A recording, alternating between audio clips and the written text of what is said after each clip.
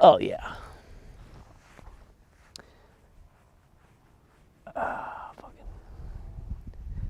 When after I got the transplant, they told me to sit on the couch for 2 months, and I don't have it in me to just sit on the couch for 2 months, even when I can barely sit down or stand up from the couch.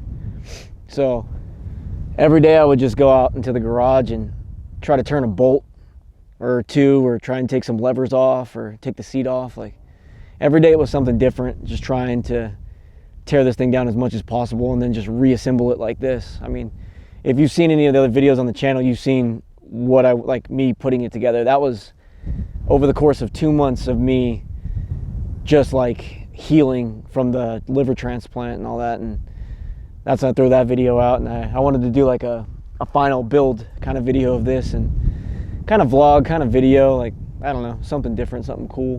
But the inspiration was definitely from Johnny Bones in Utah. He and all of Aaron Brimhall's photography. That's what really pushed me to build something like this. Aaron, his photography it's just the look that I am trying to emulate and have that style of photography, and just build something off of that, and then eventually have my own style. But I really loved his photography, and then he was shooting all Johnny Bones' early photography, early photos of him doing wheelies and riding around in the dirt and just doing, like, I think they call it hooligan shit, but before there was a name for it, it was just taking a Harley and riding it in the dirt. And it looked rad, like just a cool old rigid Sportster, not a rubber mount or anything like that. It's a 02, and just building it however you want. And it looks tough. There's something about doing shit with stuff that's not supposed to be in that lane, like taking a street ridden Harley and riding it on the dirt and just getting loose and being weird. Like, that shit is tight. And it looks cool as fuck. It looks so tough. And Johnny Bones looked so fucking tough when he was out there ripping wheelies and all like that. And he always wore the Simpson helmets, and that was like a big part of why I got a white Simpson helmet, because he would wear all black clothing and then he'd have the white helmet, and it looked fucking cool, man. And Aaron's photos of him, like, it was just like the perfect combination. But that was the big, I've had plenty of other bikes, and I've had dirt bikes that I turned into street bikes and stuff like that, little dirt street trackers and shit like that. But I always eventually wanted to do this to a Harley, so I'm glad that I finally got around to it and tightened it up and just put the shit on the internet. And I've never had a Harley that has a chain kit on it. And fuck, let me tell you, this thing hooks up. This shit, dude, like, the fucking front end just comes right up. It's gnarly. I've had plenty of other bikes that were chain driven, but not a 1200 Harley. It's fucking so gnarly, man. If you want a bike that'll just every gear come off the ground, get a chain kit on your Sportster or Dyna or whatever you have.